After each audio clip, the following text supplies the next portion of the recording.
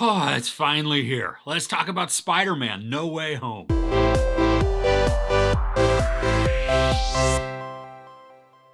With Spider-Man's identity now revealed, Peter asks Doctor Strange for help. When a spell goes wrong, dangerous foes from other worlds start to appear, forcing Peter to discover what it truly means to be Spider-Man. So, just like a ton of people, I've been really looking forward to this. I mean, aside from the name reveal and the first teaser trailer, I stayed away from all other info, including running out of my showing of Ghostbusters Afterlife when the new trailer came on. So, I'm going to keep most of my commentary fairly vague in the hopes that you can go in and enjoy it just how I did. So we know from Far From Home that Mysterio had unmasked Peter Parker to let the world know he's Spider-Man.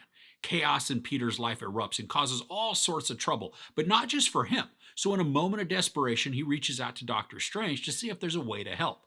Things don't go as planned, and that's when the fun really starts. So the cinematography in this is varied and a lot of fun. There are portions where we get to see from Spider-Man's point of view as he swings through the cities, and then there are really great city views that are just pretty wide shots, so we get a good scope of all of the building sizes. And there was one point that absolutely stunned me, and it's when Spider-Man is swinging across this landscape at dusk. I mean, it's truly just a beautifully framed and composed shot, and I wished it had gone on longer because I was entranced by how it looked. The fight sequences in this are really well choreographed despite all the frenetic movements. And there are some sequences that move throughout a building, and I enjoyed then how the camera followed and showed us the fight as it progressed. Now, I still don't think that it was as captivating as that exterior scaffolding fight in Shang-Chi, but this was still great to watch. And that fight through the building isn't the only action we get. I mean, they're varied and exciting, especially with how locales come into play. And I found each one to be uniquely entertaining with new bits of excitement every time. Now, I'm still drawn to all the characters, and I've always enjoyed Tom Holland as Spider-Man because he brought the true high schooler awe to his character.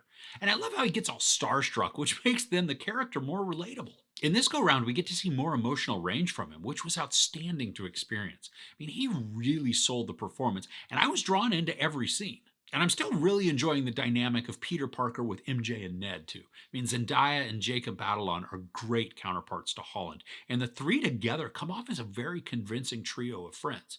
Their banter and timing feels very natural, which then makes their interactions all the more convincing. From the teaser trailer, we see Alfred Molina as Doc Ock, and he's always wonderful.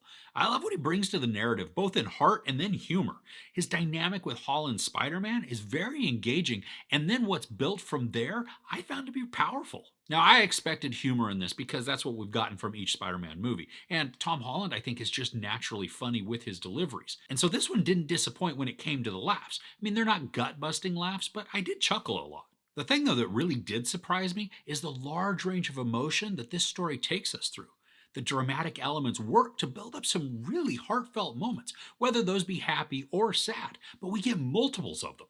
There were more than a few times that I either got chills or had tears welling up because what was happening with the story and the characters was just utterly moving.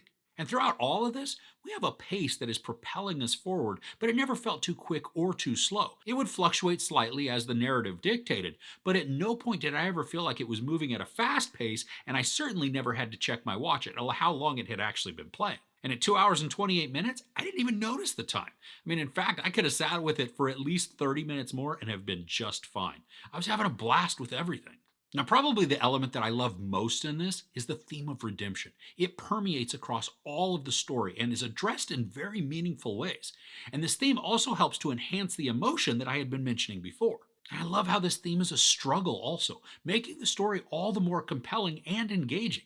It's actually a quite deep theme within the superhero movie, and I'm glad the story kept such a concerted focus to address it. There is a mid-credit scene as well as a post-credit scene, so you're going to want to be sure to stick around till they're both over. So overall, Spider-Man: No Way Home is a great character story with an incredible redemption theme that just happens to be disguised as a superhero movie. This was way more emotional than I ever expected, and as a result, could make this probably my most favorite of all the Spider-Man movies. The action sequences are choreographed to be engaging and exciting, and there are some sequences of cinematography that truly did make my jaw drop. The growth that we continue to see from Peter Parker is incredibly engaging, and I just want to see more and more. I mean, this is why I go to the movies. Not only did I get a fantastic escape from the world around me, but I was transported to a story that entertained my eyes as well as my mind. I absolutely adored this, and I really can't wait to go see it again. There's no sex or nudity, some profanity, and a ton of violence. I give Spider Man No Way Home 5 out of 5 couches. Yeah, I know. Call me a Marvel fanboy. I'm good with it. I mean, I love the movie and I had a blast with it. I really do hope that you have just as much fun with it. So, which Spider Man movie is your favorite? Let me know in the comments below.